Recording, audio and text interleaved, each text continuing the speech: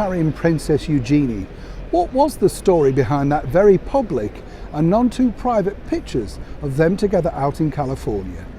Hi, good morning, Neil. Sean here in the very heart of London. Thanks for joining me today. Nice to have your company as ever, truly mean that.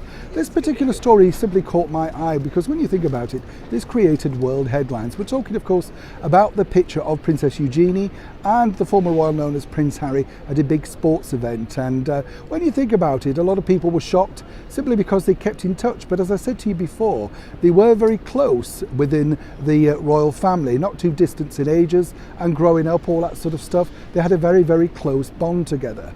And then, of course, a lot of people were shocked that they were snapped again a little bit later on out in a restaurant, which cost somebody quite a lot of money, in fact, because the pictures seemingly were crushed by someone. They weren't allowed to be reprinted, particularly in Europe. I'm not quite sure what the story behind that is. No doubt I'll find out for you, though.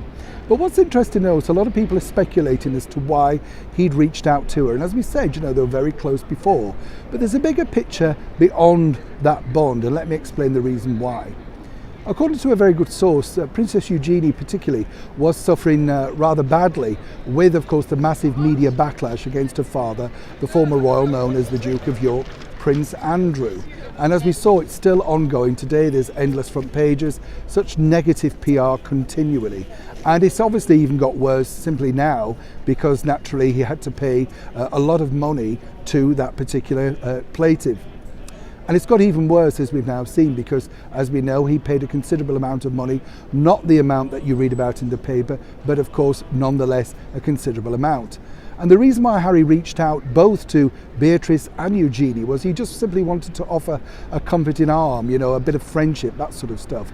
As I say, they were very, very close. And according to my good source, you know, both Eugenie and Beatrice were very well warmed by the fact that people were thinking of them.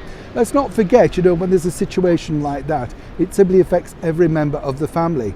And it's very difficult even for our gracious Majesty the Queen, as we saw when Prince Andrew escorted her to the memorial service of the late Duke of Edinburgh. The backlash in the media, particularly on social media, was horrendous. And people simply do forget that it was his father too. So on this particular occasion, one might say, were they playing games together? Well, some cynics might say, of course, it works out very well for both sides. Prince Harry then recently popped back into Windsor, and a lot of people were speculating who paved the way for that. And again, we're told that it could have been Princess Eugenie. But more importantly, I think in that particular picture, what Harry was trying to do at least was protect some members of his family from the media. So not everything he says or does is totally bad. And as ever, before you say, I'm paid by the Sussex squad, I'm a sugar, I'm simply presenting both sides to the story. I'm simply presenting both sides of the story in an impartial way on our news channel for our community. Neil Sean in the very heart of London.